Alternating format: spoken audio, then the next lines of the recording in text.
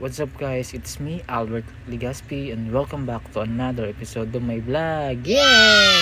So guys, we are here now in Wellington, New Zealand. So tara, samahan niyo ako ditong mag-explore sa napakagandang view ng New Zealand. So it's a perfect day today. So sobrang ganda ng panahon at napaka sunny day. So magagala muna tayo dito sa New Zealand dahil mamaya pa naman yung duty ko. So keep on watching.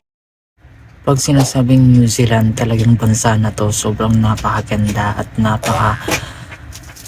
linis tingnan. So hindi masyadong traffic. Ang ganda ng mga tanawin. So it's a different place here in the New Zealand. When you see the surrounding here, it's walang traffic.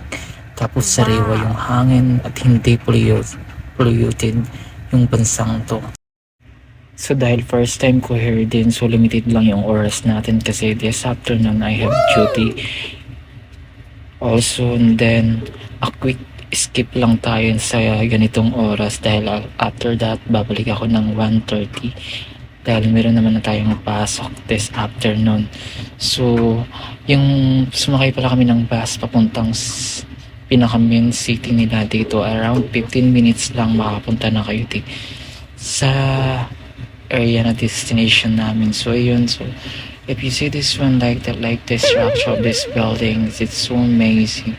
And then the different colorful yung mga trees nila. So in New Zealand kasi may pagmamalaking mga agriculture nila at saka yung mga dairy product like what yung mga farms. So kakaiba kasi dito hina-harvest lahat din ng yung mga fruits na mga sariwang-sariwa talaga. So ito nga pala, ako nag-iisa lang akong kagala dito kasi hindi na ako nagsama ng videographer ko kasi panandalian lang yung lakad ko. So grabe. One of the most tourist spots here, yung kakaibang structure talaga ng mga building nila. So pag sinasabing New Zealand, so monlad na bansa at napaka ganda tingnan ng mga view nila dito. So ayun, ako lang mag-isa talagang gumala kasi ayun, nagmamadali lang ako kasi after this one, so papasok na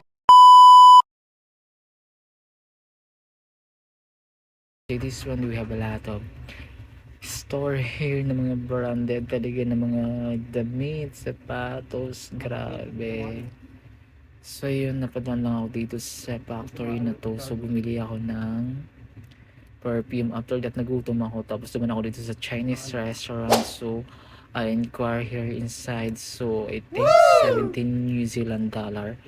So pwede ka nang pumili ng 3 recipe. Ayun po yung nabili ko. Sobrang sarap po. Natikman ko yun. And then sulit naman yung 17 New Zealand dollar na ayun, meron siyang 3 botay. So after that one, umuwi na ako. And then thank you guys for watching. See you for my next